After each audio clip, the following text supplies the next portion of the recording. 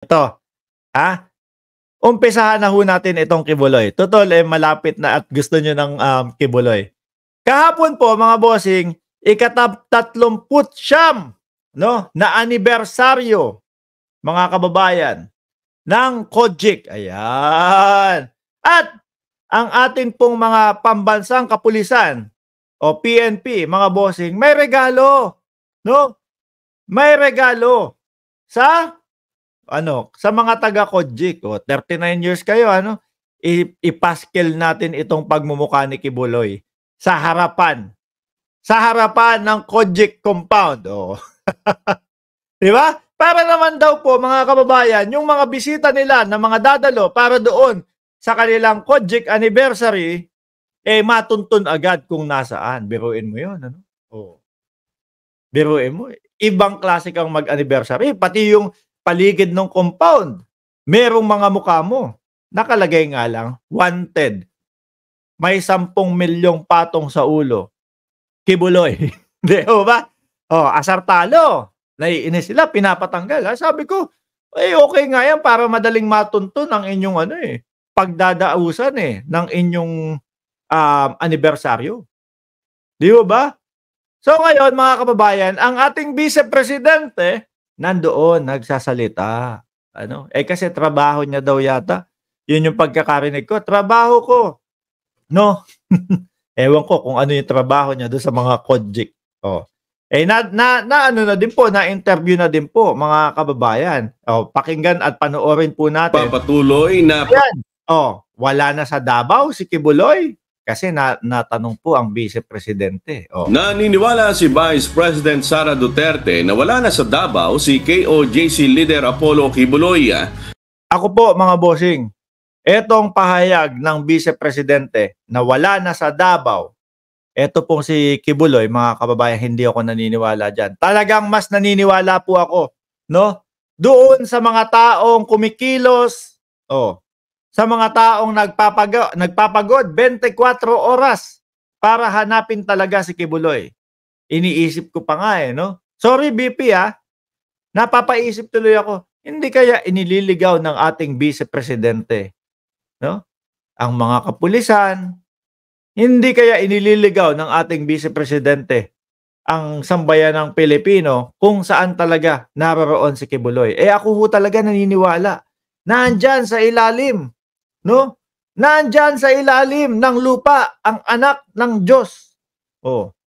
Biruin mo, ibang klase po. Siyempre, pag sinabi mong anak ng Diyos, laging titingala tayo nasa langit. Eto, ibang klaseng anak ng Diyos. Nasa ilalim ng lupa, mga kababayan. Kaya naman po, mga bossing, ang ating mga kapulisan, patuloy po ang paghuhukay sa anak ng Diyos, mga kababayan. Yung wala na sa Davao, bakit po hirap na hirap akong paniwalaan na wala na sa Pilipinas si Kibuloy? Mas mapapadali po silang madakma doon sa ibang bansa, mga kababayan. Bakit po? Wanted sa FBI. Di ba? Wanted sa FBI. Siyempre, konektado sa Interpol. Ang Interpol ko-contact doon sa kung saan nila namamanmanan o kung saan nila mas di hamak po na mas mabilis pong mga maghanap yun.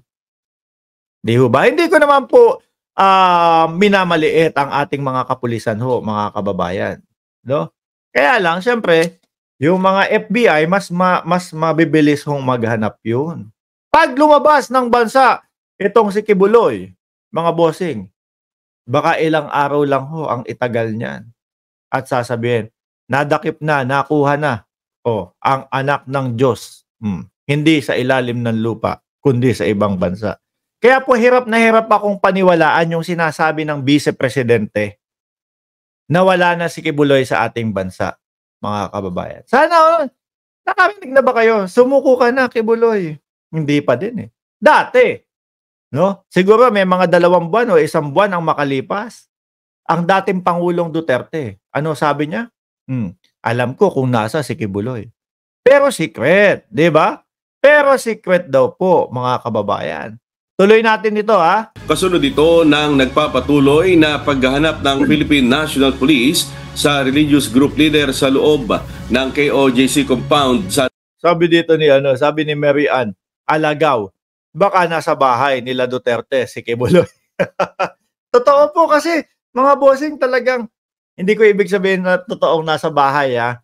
Kumbaga, totoong maiisip ng sambayan ng Pilipino, baka nga ganun. Kasi talagang, iba magtanggol, no? Iba talagang malupit magtanggol. Ang dating Pangulong Duterte, alam ko kung nasa si Kibuloy.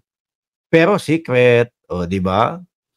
Naisip-isip ko, mga kababayan, ano na kaya pakiramdam nung di umanong namolestya ni Kibuloy?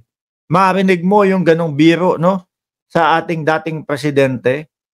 Ikaw tumatangis, naghahanap ng hustisya para doon sa ginawa ng tao sa iyo di umano.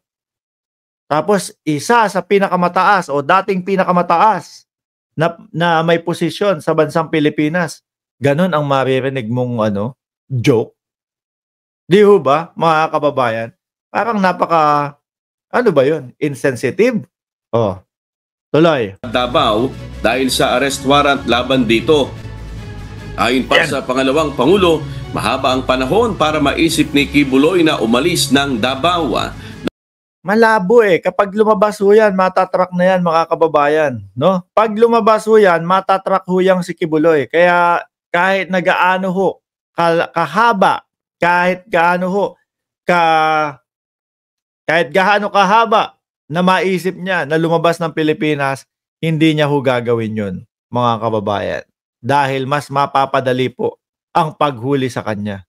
Biruin mo, ang dami nagrereklamo kay Kibuloy doon sa ibang bansa po. Tuloy ho natin to.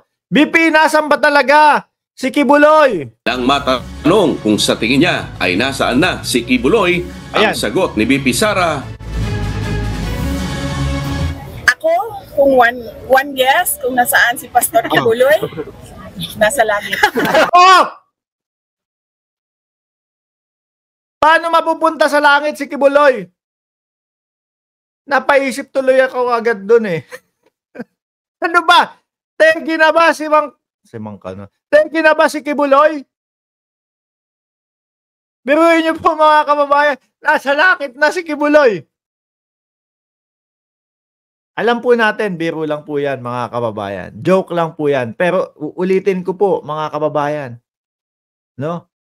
Yung mga pabiro-biro ng ganito ng ating vice-presidente, dating Pangulo, no? Alam ko kung nasa si Kibuloy, pero secret. Nasaan si Kibuloy? Nasa langit na. O ano po unang iisipin mo doon? Tegi na ba si Kibuloy? At mapupunta na sa langit? Ano kaya ang kinategihan nito? Anong paraan? Napapaisip ka tuloy. Inatake kaya? Kung inatake dahil talagang kaiisip ano po? O natabunan kaya sa ilalim? Katatago?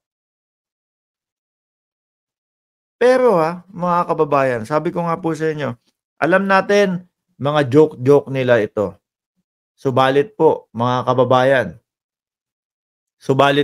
kababayan, paano naman yung mga taong seryosong naghahanap ng kanilang hustisya? Tapos ganito po ang maririnig natin sa ating vice-presidente. Mga bossing. Sabi ni Reviton, hindi kakatago, ayaw pang magpakita. Correct. Nasaan daw si Kibuloy? Si Kibuloy, ang sagot ni BP Sara. Ako, kung one guess kung nasaan si Pastor Kibuloy, nasa langit. Nasa langit. Pastor, ano na? Diyan ka na lang? Paano ho kaya, mga kababayan, kung totoong talagang anak ng Diyos, no? Si Kibuloy. Malamang ho tayong lahat hindi ho tayo pupunta sa langit.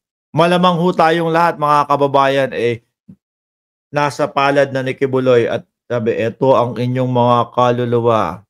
Sabi ko, okay lang, miski hindi na sa langit. Huwag lang dumating sa palad ni Kibuloy yung aking kaluluwa. Di ba, mga kababayan? Bakit kaya ba't kaya nasabi ng vice-presidente natin na nasa langit na si Kibuloy. Sabi ni Erlinda Abonita, hindi siya tatanggapin doon. Oh, nako, si Rose naman, oh. Killjoy ni Rose. Kay Kibuloy pa lang tayo eh. Tapos sabi na ni Rose, impeach Inday Sara Duterte. Lose tayo. O sige.